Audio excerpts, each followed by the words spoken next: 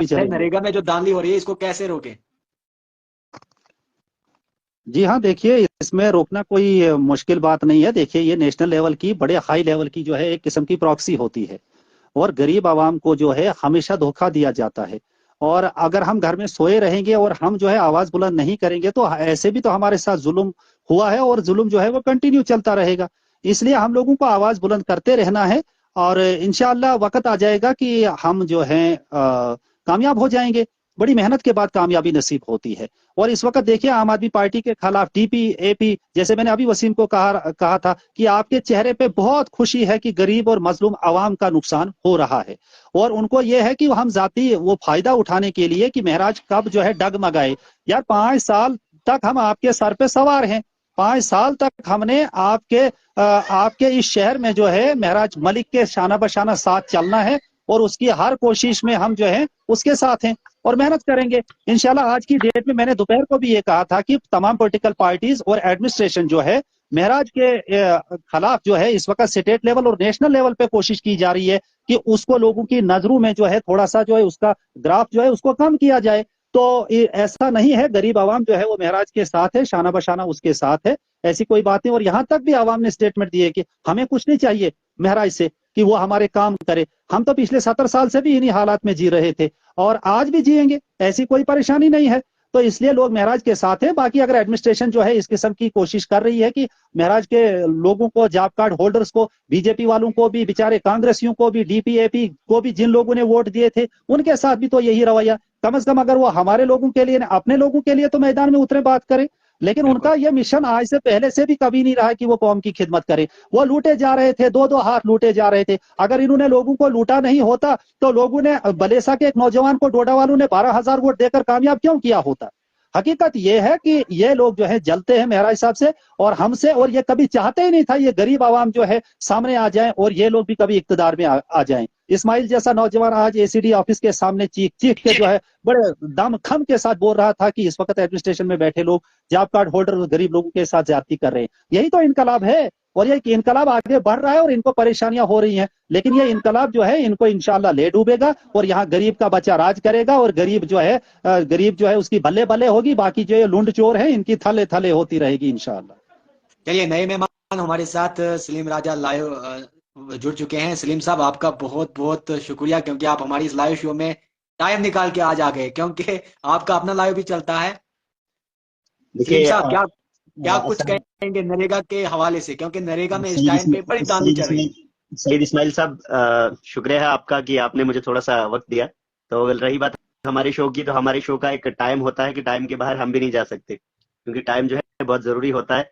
मैं नरेगा की बात से पहले यहाँ पर यह जवाब देने आया था कि जो लोग ये कह रहे हैं कि जनाब आपने 3 महीने में सब कुछ उजाड़ दिया, तो सर महराज मलिक ने 3 महीने में सब कुछ नहीं उजाड़ा है। उन्होंने उन सब लोगों के मुंह में जुबान डाली। आज वो लोग भी शेड के बारे में बोलते हैं कि जो लोग कभी कुत्ते को कुत्ता नहीं बोल सकते थे वो कुत्ते को भी टॉमी बोलते थे। तो इतनी जरूरत नहीं आती थी उनको कि वो किसी गलत चीज को गलत बताएं। वो शेड आज आज उनको भी दिख रहा है कि भाई शेड इधर है। आज से पहले भी तो वो 15 साल से वो शेड उधरी था। क्यों नहीं किसी को उठाने की बात, किसी ने ये बोलने की जरूरत की कि ये उठना चाहिए या नहीं उठना चाहिए। तो मैं सिर्फ 5 ही मिनट के लिए इनके लिए ये मैसेज देने आया था कि अभी मार्च आने वाला है आगे। मार्च में हमारी जो डोडा 52 कॉन्स्टिट्यूंसी होगी, इसमें हम दमखम से और जोर शोर से उन कॉन्ट्रैक्टर्स तक ये ऐलान पहुंचाएंगे कि ये जो चमचे आपके साथ जुड़ेंगे, जो आपने आपका अभी शौक रखते हैं हम सरपंच बने, डीडीसी बने, लेकिन उन गुंडों के साथ मिलकर, ताकि वो हमें कोई फाइनेंस करे, कोई हमें गाड़ियां दे, कोई कुछ करे। देखिए जब इलेक्शन जीतना होता था किसी को, महराज मलिक साहब ने सिखा दिया कि किसी को ना फाइनेंस की जरूरत पड़ती है, ना ही किसी को गाड़ियों की जरूरत पड़ती है। जिसने जीतना होता है तो उसको लोग देखकर, उसकी ईमानदारी को देखकर वोट देते हैं।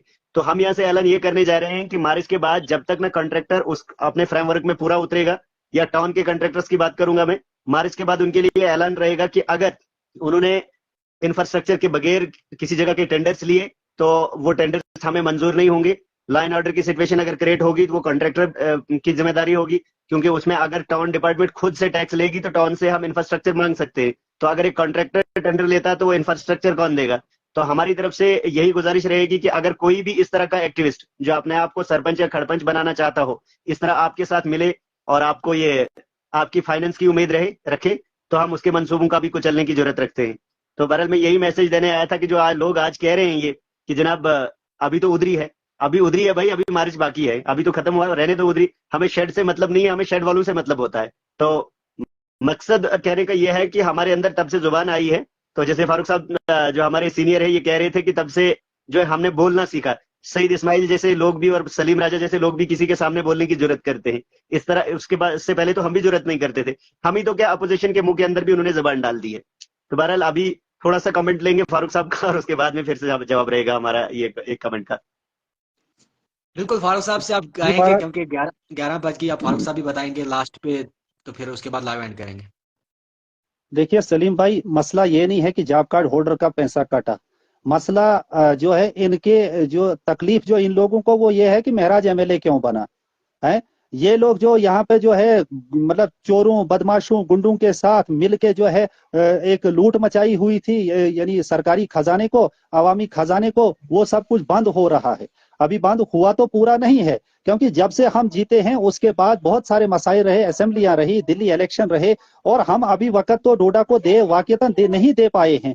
यहाँ पे जो सिर्फ सिपाही हैं इस वक्त, कमांडर जो हैं इस वक्त, जो सिपा सालार हैं इस वक्त, वो जो दिल्ली में इस वक्त बहुत बड़ी बड़ी पॉलिटिकल पार्टीज के सामने जो है सीना तान के फाइट कर रहे हैं, लड़ रहे हैं। वापस आ जाएंगे इंशाल्लाह। हम उनके हुक्म के बगैर यहाँ पे तो कुछ नहीं करेंगे। सिर्फ तब तक हमें जहां तक इजाजत है कि आप जो है उन लोगों का जवाब जो है किसी हद तक दें। बाकी जो है जब साहब आ जाएंगे, एमएलए साहब आएंगे, उसके साथ साथ फिर एडमिनिस्ट्रेशन भी होगी और हर मसले की जो है तलाश ली जाएगी, उसका जवाब दिया जाएगा। फारूक साहब जी थोड़ा जी। सा माफी चाहूंगा, ये लोग जो आज बातें कर रहे हैं ये अभी इस लाइव शो पर आकर अपनी सियासी खाक छान रहे हैं। तो ये इनको मालूम ही नहीं है कि लोग इनसे कितना तंग है। जिन्होंने डीपीएपी को वजूद में लाया है, जिन्होंने डीपीएपी के जो फाउंडर है, उनसे तो भले ही लोग परेशान नहीं है, उन्हें तो भले ही लोग विकास पुरुष कहते हैं, लेकिन उनसे आगे जो डीपीएपी की टीम है, ये इनकी कारकिर्दगी है कि जो इस वक्त डीपीएपी सिर्फ जम्मू में बनी से खाली नाम है, लेकिन डीपीएपी है नहीं। तो इनको ये लगता है कि जनाब अभी जो आने वाले इलेक्शंस होंगे, इनमें हम लाइव में बैठकर उल्टा सीधा कमेंट करके जो है लोगों से वोट मांगने की कोशिश करेंगे, लेकिन अगर ये जनता के बीच आकर जनता का काम करेंगे तो फिर मानना पड़ेगा। काम करेंगे नहीं कुछ, सिर्फ बोलेंगे कि जनाब अभी 3 ही महीने तो है साहब, अभी तो हमारे 5 साल बाकी है। 5 साल क्या, अभी हमारे जो है अगले 40 साल बाकी है। आप अगले 40 साल तक सियासी खाक छानते रहेंगे, तब तक मुझे लगता है कि आपके लिए सियासी कब्रिस्तान भी बन गया होगा। मैंने भी इनको यही कहा था। मैंने कहा आवाम ने आपको चौथे नंबर पर ला खड़ा कर दिया है, कम से कम आपकी औकात आपको बता दी है, तो आप सिर्फ आपके पास शो पे आने के सिवा और कोई काम है ही नहीं। ये इस वक्त आवाम के बीच में जा ही नहीं सकते हैं, क्योंकि महराज मलिक की कयादत ने आवाम को इतना बेदार कर दिया है कि सवालों की बौछार कर देते हैं इन लोगों पे। और उसी दिन इनके नेता जो हैं जिनके पीछे ये चला करते थे, वो शहर छोड़ के उसी दिन निकल गए हैं। अब वो इस शहर में जो है मेरे ख्याल में अपने आप को रखना भी पसंद नहीं कर रहे हैं, क्योंकि इस शहर ने उन्हें रिजेक्ट कर ईमानदारी से दिया है। फारूक साहब आपको बताता चलूं, ईमानदारी से जो पुराने लोग थे, जो पुराने अपने आप को एक्टिविस्ट भी कहते थे, वो एक्टिविस्ट किसके थे? वो एक्टिविस्ट थे कमीशन के। आज भी देखिए इनके पास सिर्फ एडमिनिस्ट्रेटर्स के नंबर होंगे, लेकिन आम आदमी पार्टी के जो लोग, मैं पूछ रहा था आपको अपने शो में भी, क्या ऐसे ही पागल लोग हैं सारे? इनको किसी एडमिनिस्ट्रेटर का नंबर नहीं होना चाहिए। दोस्ती जब इसका जनता का काम होगा तो दोस्त हमारे हैं, दोस्त है। जनता का काम नहीं होगा तो दोस्ती उनके दरवाजे तक ही रहती। जब हम उनके दरवाजे के अंदर जाते हैं तो उधर दोस्ती नहीं होती। हाँ, बाहर जब हमारे घर आएंगे तब जरूर दोस्ती मान ली जाएगी, लेकिन जब हम उनके दफ्तर में जाएंगे तब हमारे दोस्त वो नहीं हो सकते। तो सर, ये जाफर हुसैन अशरफी साहब को अगर ऐड कर लेते तो ये कुछ लिख रहे हैं ऐड करने के लिए, और इनके ख्यालात अच्छे रहते हैं, जाफर हुसैन अशरफी। बिल्कुल करेंगे, लेकिन तब तक मेरा सवाल फारूक साहब से रहेगा। कुछ लोग, बड़े लोगों के सवाल उठे थे कि अभी तक आम आदमी पार्टी की टीम क्यों नहीं बनी, क्योंकि जिस वजह से इस टाइम पे लोगों को परेशानी हो रही है, वो यही प्रॉब्लम है कि टीम नहीं है आम आदमी की।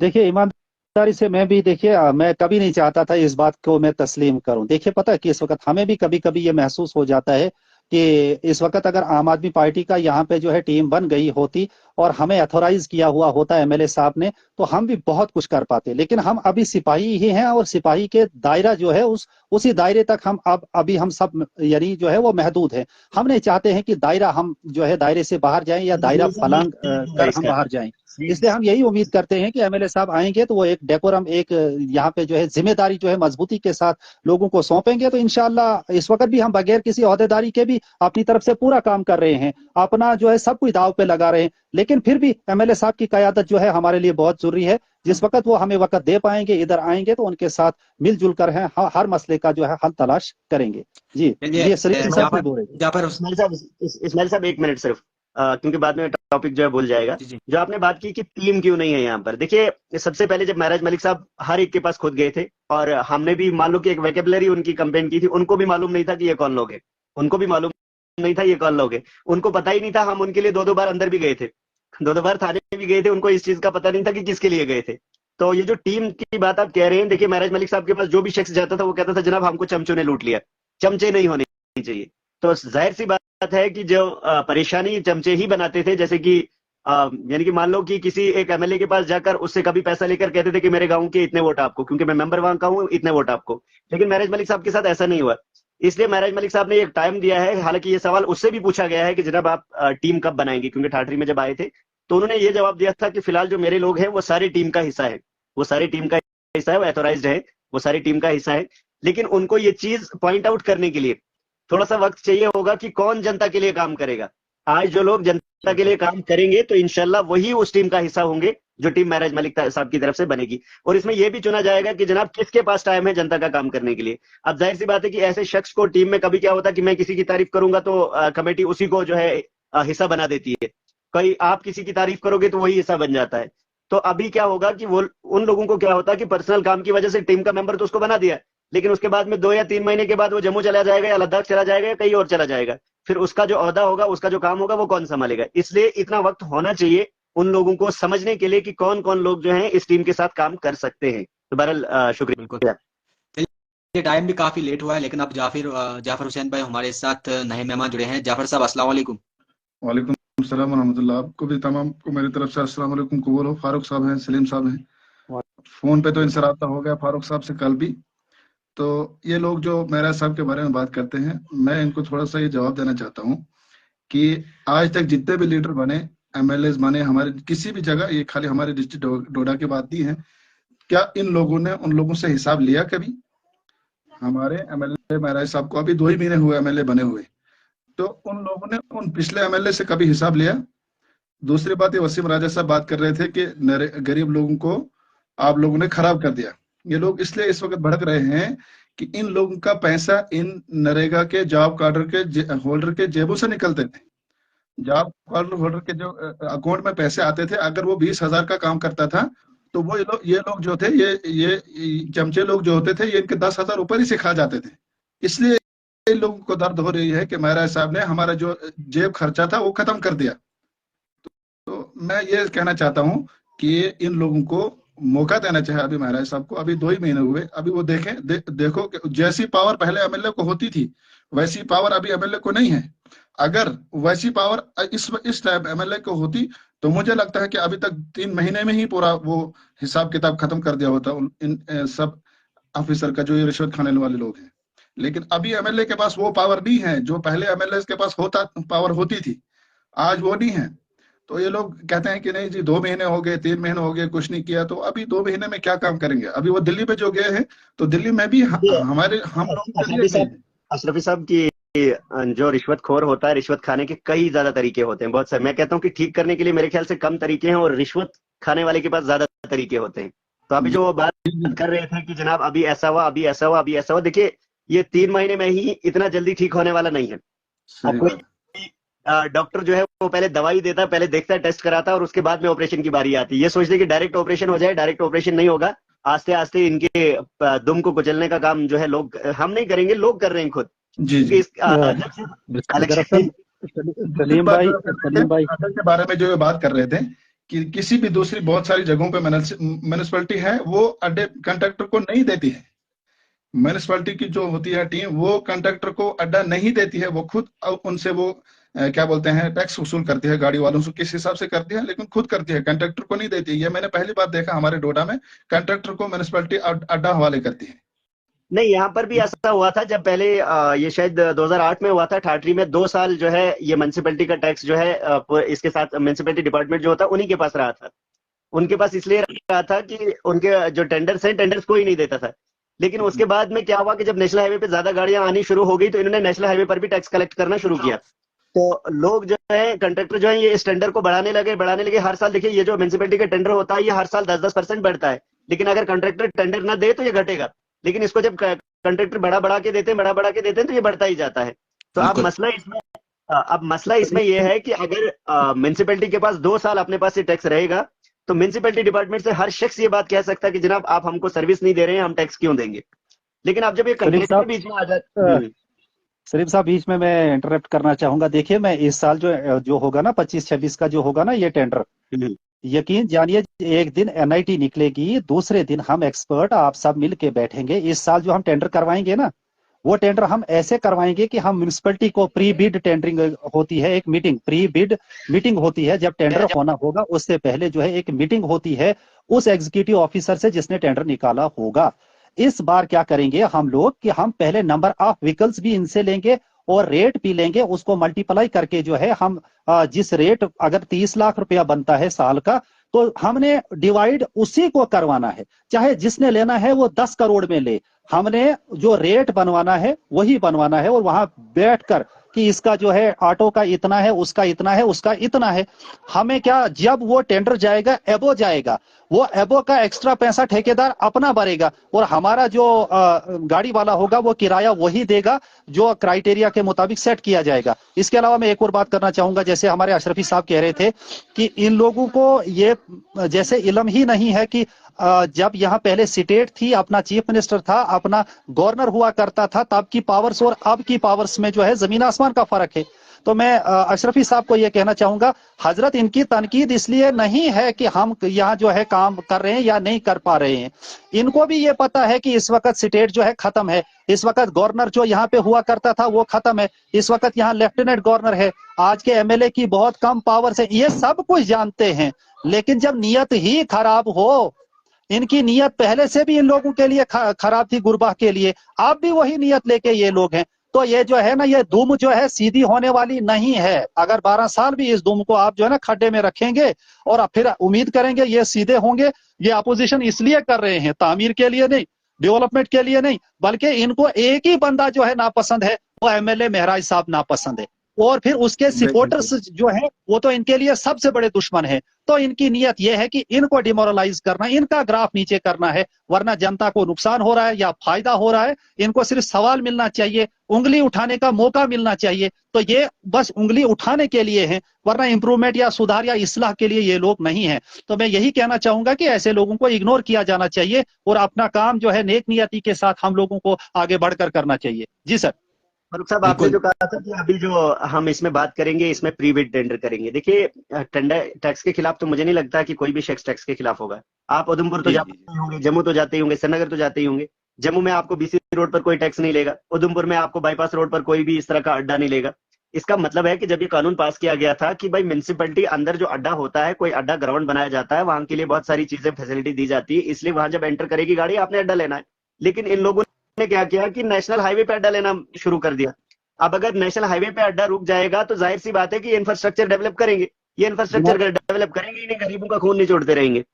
चलो अब नेक्स्ट जब टेंडर आएगा मेरे भाई, उसके लिए सब जो है हमारे एमएलए साहब हम सब मिलके जो है, ये पुराने लोगों की करनी थी, उन लोगों ने क्या किया था, आवाम को उन्होंने जो है सब ने मिल के जो लूटना था वो लूट रहे थे। लेकिन उनका टेंडर जो है अप टू 31 मार्च जो है कंटिन्यू है। नया टेंडर जब आ जाएगा तो उस वक्त देखा जाएगा कि ये टेंडर कैसे हुआ था और रेट्स कैसे होंगे। उसमें हमारी पूरी टीम जो है, एमएलए साहब भी जो है वो साथ में रहेंगे और नया टेंडर इंशाअल्लाह हम जो करवाएंगे हम आवाम के हक में करवाएंगे। बाकी एमएलए साहब आएंगे, उनके साथ मशवरा किया जाएगा और हम जो फैसले आए हैं, चाहे ईओ साहब की तरफ से या डीसी साहब की तरफ से, हम लीगली इसको चैलेंज करेंगे। हमने जम्मू से भी और कश्मीर से भी डॉक्यूमेंट्स जो है वहां के म्यूनिसिपैलिटी से रिलेटेड वो हम इस वक्त जमा कर रहे हैं। तो इंशाल्लाह इसका जो डिफेंड है किया जाएगा। टाइम खत्म हुआ, चलिए टाइम कर लीजिए बंद। लेट हुआ है, लेकिन अब लास्ट सवाल मेरा फारूक साहब से भी और सलीम साहब आप दोनों से रहेगा कि एडमिनिस्ट्रेशन हमारे सवालों को इग्नोर क्यों कर रही है। चाहे हम एप्लीकेशन दे, चाहे हम उनको सोशल मीडिया के माध्यम से बताएं, वो इग्नोर क्यों कर रही है गरीब की बातों को।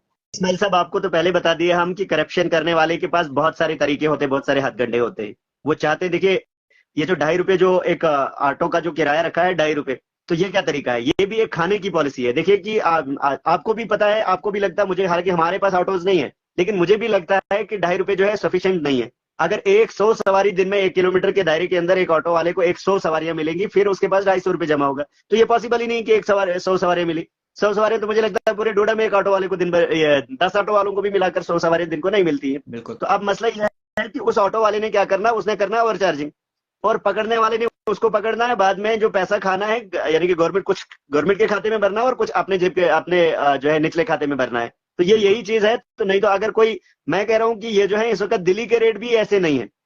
दिल्ली में भी 1 किलोमीटर का 20-20, 30-30 रुपए बैटरी, आपको मैं बताता चलूं, मुखर्जी नगर से जो सुनहरी मस्जिद है 1 किलोमीटर आगे आती है। अगर आप वहां से, वो बैटरी ऑटो, उसके पास बाहर से ना कोई त्रिपाल होता ना कोई ऐसा होता, सिर्फ बैटरी होती है, वो बस सिर्फ बैटरी से घसीटता उधर पहुंचा देता, तो 30 रुपए लेता है। कहां से? मुखर्जी नगर से सुनहरी मस्जिद तक। दिल्ली में भी ये रेट नहीं है। अब समझ नहीं आ रही कि ये रेट कहां से बना रहे हैं इस तरह का, तो ये तो फिर उन्हीं को मालूम होगा कि इन्होंने कौन सा फार्मूला लगाकर ये रेट बनाया है। बल्कि ये सारा करप्शन करने का एक रास्ता है, एक जरिया है, बल्कि रेट शेट कुछ नहीं। उसके बाद में रही अड्डे की बात, आप लखनपुर से आगे जाइए, आपको दिल्ली तक कोई भी किसी भी अड्डे नाम का चीज कहीं भी रास्ते में नहीं मिलेगा।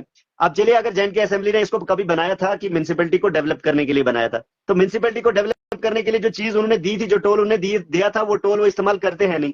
वो किसी दूसरे की खेत से अपनी फसल को काटना चाहते हैं। जबकि आपको नहीं लगता शाहिद इस्माइल साहब की 2 बार नेशनल हाईवे ने इनको चिट्ठी भेजी कि जनाब आप क्यों ले रहे हैं टैक्स, जब इंफ्रास्ट्रक्चर हमारा है, टैक्स क्यों ले रहे हैं? लेकिन रुकता क्यों नहीं है? मैं ये भी बताऊं वजह कि रुकता क्यों नहीं है। रुकता इसलिए नहीं है कि यहाँ पर कोई बड़े ट्रांसपोर्टर तो है नहीं। जो भी बड़े ट्रांसपोर्टर यहाँ के, डोडा के, ठाठरी के, किश्तवाड़ के, आप यकीन मानिए, सुबह आप किसी बंदे को भेजिए जो चोरी से उनकी इन्फॉर्मेशन लेके आएगा, उनको कोई भी टैक्स नहीं लेते हैं टाउन का, क्योंकि उनको मालूम है कि ये लोग शोर उठाएंगे, अगर इनकी गाड़ियां रुकेंगी तो ट्रांसपोर्ट तकरीबन आधा से रुक जाएगा, जो बड़े ट्रांसपोर्टर है। तो डिस्ट्रिक्ट डोडा में जो है बड़ा ट्रांसपोर्टर उतना कोई नहीं है। यहाँ पर एक गाड़ी वाले ही है जिन्होंने लोन ले लेके गाड़ियां ली है। छोटे ट्रांसपोर्टर है। वो छोटा ट्रांसपोर्टर सोचता है कि यार मेरे लिए डंडा खाने से बेहतर है कि मैं 50 रुपए दे ही दूं और अपना फेरा और अपना दिन लगाऊं। तो ये मसला है। जिस दिन ये लोग एक हो जाएंगे, जिस दिन ये जनता एक हो जाएगी, फिर उस दिन बड़े बड़े लोगों के मंसूबे कुचले जाते हैं। बीच में आपको मुदाखलत करना चाहूंगा। आज आपने डिप्टी चीफ मिनिस्टर की वो वीडियो देखी होगी जम्मू में, वो विजिट करने जा रहे हैं कहीं, तो डिप्टी चीफ मिनिस्टर को भी कोई नहीं मान रहा है जम्मू के अंदर। जनाब उन्होंने कहा कि अगर यहाँ ये क्रैशर जब बंद हैं तो ये रात को जो काम कर रहे हैं और जिस नाके से वो सब गाड़ियां जा रही है, एसएचओ साहब जो है कोई एक्शन ही उनके खिलाफ नहीं ले रहे हैं। इसका मतलब तो सिंपल सी बात यह है कि जहां डिप्टी चीफ मिनिस्टर भी कह रहा है कि अब हम जो है लेफ्टिनेंट गवर्नर को लिखेंगे ये क्या हो रहा है, क्योंकि पुलिस जो है वो मरकज के अंडर चल रही है। जनाब आपकी ठाठरी म्युनिसिपैलिटी की एक गप सुनाऊं, एक एम्प्लॉय कोई है एबीसी, उसकी ट्रांसफर किश्तवाड़ से, आप आवाज आ रही है आपको? जी। हाँ, उसको ट्रांसफर किया जा रहा है ठाठरी में, और ठाठरी में एज ए मीटर रीडर है वो या कोई फोरमैन वगैरह है। उस शख्स ने क्या किया, उसने जब वो रिकॉर्ड देखा, 12 करोड़ रुपया किराया आपकी म्युनिसिपैलिटी के पास बकाया है बिजली का। हाँ, 9 करोड़ और कुछ पहले आया था मेरे इस पर, मैंने अपने पेज में। और उस फोरमैन ने क्या किया कि आते ही उसने लेटर निकाला एक्सीएन को, इनका किसी एक्सीएन की कोई ईओ है, उसको कहीं लेटर निकाला कि भाई ये किराया आप दे दें। क्या हजरत आपको पता उसको क्या सजा मिली उसके एवज में? उसको ये सजा मिली कि फौरी तौर उसका ऑर्डर वापस करा के जो है उधर क्या कहते हैं जी, वो मड़वा साइड कहीं की दक्षिण साइड में उसको वहां भेजा कि आपने कहां से जुर्रत की भाई, ईओ को आपने लेटर लिखा कि आप 9 करोड़ कुछ रुपया किराया जो है जमा करो। आप सुन रहे हैं हजरत? जी। अब आप मुझे बताइए, अब आपकी म्युनिसिपैलिटी इतनी स्ट्रांग है, उसके अंदर इतने स्ट्रांग लोग बैठे हैं कि वो एक मुलाजम को ये कि वो रेवेन्यू जमा कर रहा था, और उसके रेवेन्यू जमा करने का ये कारण था कि उसको 3 महीने से तनख्वाह बंद कर दी है पीडीडी डिपार्टमेंट ने कि आप लोग जब रेवेन्यू कलेक्ट नहीं कर रहे हो तो हम आपको कहां से तनख्वाह देंगे। देखिए कई बार आप ये सुनते हैं मेरी जुबान से कि हम मायूस हैं, हमें बड़ा अफसोस है, तो इसलिए हम मायूस हैं हम लोग। मैंने परसों भी आपको कहा था कि हम ये दोस्ताना गुफ्तगू जो करते हैं ये दोस्ताना गुफ्तगू ही है, वरना यहाँ बहुत बड़ी ताकतों को मैदान में उतरना पड़ेगा इस बुराई को रोकने के लिए। और मैंने ये भी कहा था वो बहुत बड़ी ताकत हमारे पास और हमारे लिए एक ही है, वो एमएलए साहब हैं। और एमएलए साहब को भी अगर प्यार से नहीं कोई मानता है और उसके पास बहुत बड़ी ताकत है, वो 23,600 या 23,500 वोटर्स हैं, फिर सिंपल तरीका यही है कि वो जो है सड़कों पे उतर आएंगे, एडमिनिस्ट्रेशन में पहुंच जाएंगे, तब जाकर जो है मरकजी सरकार की मेरे ख्याल में नींद जागेगी कि दरअसल बहुत ज्यादा जुल्म वहां की आवाम के साथ किया जाता है। तो ये जो मैं आपको कह रहा हूं ये मशवरा मेरी तरफ से एमएलए साहब को भी है, क्योंकि हम अपनी औकात के मुताबिक फाइट तो कर रहे हैं, लेकिन ये इसका हल जो है वो ये है कि मजबूर किया जा रहा है एमएलए साहब को कि वो आवाम को जमीनी सतह पे उतारे। वरना अगर यहाँ लोगों को इंसाफ नहीं मिल रहा है और जो है एडमिनिस्ट्रेशन में या सरकार में बैठे लोग लोगों के साथ इंसाफ नहीं कर रहे हैं, तो हम लोगों को चाहिए, अगर इसमें जिस भी हद तक हमें कुर्बानी देनी पड़ेगी, हम सब लोगों को मिलजुल कर आवाम के लिए, गरीबों के लिए और देश के लिए जो है, खुसूसन मुल्क के लिए। देखिए ये जो मुल्क है, ये स्टेट है, ये खिता जो है, खिता चिनाब भी ये देश का एक हिस्सा है। इसके अंदर जो भी है ये देश के जो है वो लोग हैं और इसका खजाना जो है ये देश का खजाना है। तो मैं ये कहता हूं कि सियासी तिजारत नहीं करने देनी है, एडमिनिस्ट्रेटिव बिजनेस नहीं करनी देनी है, बल्कि सिर्फ लोक सेवा के लिए जो काम करेगा हम उसके साथ शाना बशाना साथ हैं। तो मेरे ख्याल में सलीम साहब भी चले गए, तो इस्माइल साहब आपका भी बहुत बहुत शुक्रिया। तो आप भी आराम कीजिएगा और हम भी इंशाअल्लाह आराम करेंगे। ठीक है जनाब? बिल्कुल, आपका भी बहुत बहुत शुक्रिया फारूक साहब। इंशाल्लाह कल फिर से 9:30 बजे लाइव शो स्टार्ट होगा।